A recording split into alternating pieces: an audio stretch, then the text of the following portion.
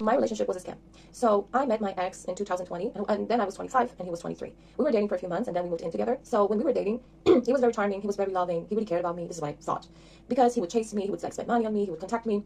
We met on our first date. We were just eating pizza, and we had a really interesting conversation. Like I thought he's like a normal guy. He's ambitious. He's smart. We can talk about things for hours, and that was like wonderful.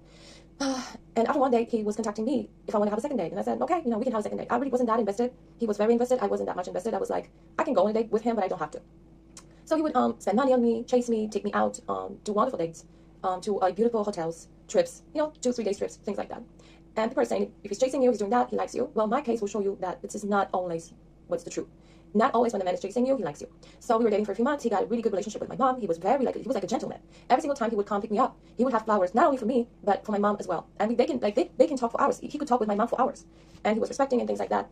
He also had a very good relationship with my sister. Everybody liked him. My mom was like impressed, and she told me he's a husband material. He's a father material. He is the guy that you're going to end up with, and he is a right choice. Because I told my mom, listen, he's not really my type. I don't know if I'm going to date him or not. I'm not really feeling it. And my mom told me, you don't really have to feel it. He's the right guy. He's the right guy, and you should date him because he's smart, he's ambitious, and he's all of that.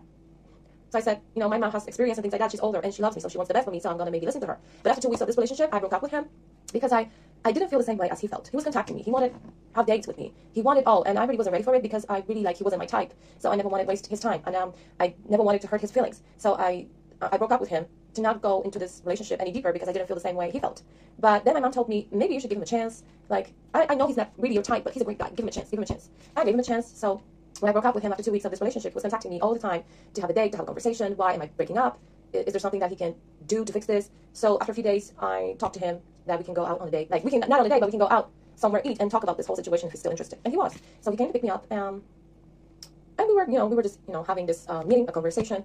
And then I decided that maybe I would give him a second chance because he was wonderful. I broke up with him because he really wasn't my type. And every single time I asked him, what are you doing? He always replied with, I'm playing video games. And I didn't like it because I thought this man has no passion, no hobbies. And he wasn't my type, so I said, okay, I'm going to let it go. He's not my type. He's playing video games all the time, so it's not really what I'm looking for. It was in addition to that. But then we had a conversation, and I said, okay, I'll give him a chance. Nothing major happened, so I'll give him a chance. And after a few months, we moved in together. We were renting an apartment together.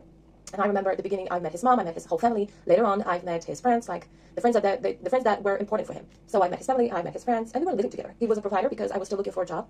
At that time, I wanted to work. But there was a period of time where I didn't work. I was a stay-at-home girlfriend. So he was providing. He was paying all the bills, etc., etc. He was a provider. And I remember the times we were living together. We would have parties. We would cook together. Those times were full of joy, full of love, full of respect, full of long conversations about life, dreams, goals, about our relationship, things like that. It was full of respecting each other, loving each other, and things like that. So I thought, this is the one I'm going to end up with. He's going to be my husband and father of my kids. And I really, truly want to remember those times.